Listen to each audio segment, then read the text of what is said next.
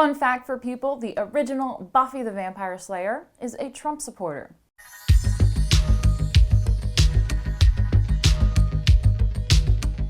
I did a video on the new Buffy reboot that will be filled with lots of progressive agenda. Around that time, I started following the original Buffy the Vampire Slayer from the 1992 movie on Instagram, and I noticed she is one of us. I know it's really annoying when actors get all political, but she's not really in Hollywood anymore. She has a family and just actively promotes MAGA. Besides, it's always fun to see one of us out there because we see so much of the opposite. And it's really cool. We have a Slayer. Here is a recent article accusing her of being far-right. Swanson's Twitter and Instagram accounts are a minefield of far-right informed political hot takes. In a tweet from August 23rd, in the wake of the Molly Tibbetts murder, she ponders, why do liberals say calling someone an illegal alien is racist and offensive? In a previous tweet, Swanson wondered why people called her an immigrant hater. Notice they always say far right. I am always fascinated by this because they always say far right, even if you are just a regular Trump-supporting conservative. It really shows how disingenuous the left is, and the media as well. Swanson's cause célèbre, at least on social media, seems to be mocking the Me Too movement, especially as it relates to politics. Memes posted on her Instagram, complete with cartoon characters wearing the ubiquitous pink pussy hats, lampoon the "not my president" logic of many feminist protests. I mean, this is just great. She loves memes too. Man, I love her even more now.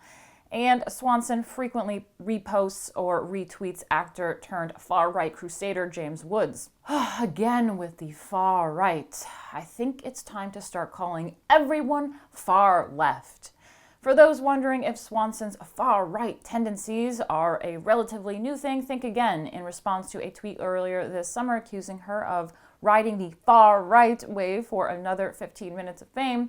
Swanson replied, I've actually been a conservative all my life. I was raised that way. Since the 70s, I was on the Trump train before he ran for office. And as recently as yesterday, Swanson reaffirmed her political leanings were hardly a trend. I've been MAGA since 1969.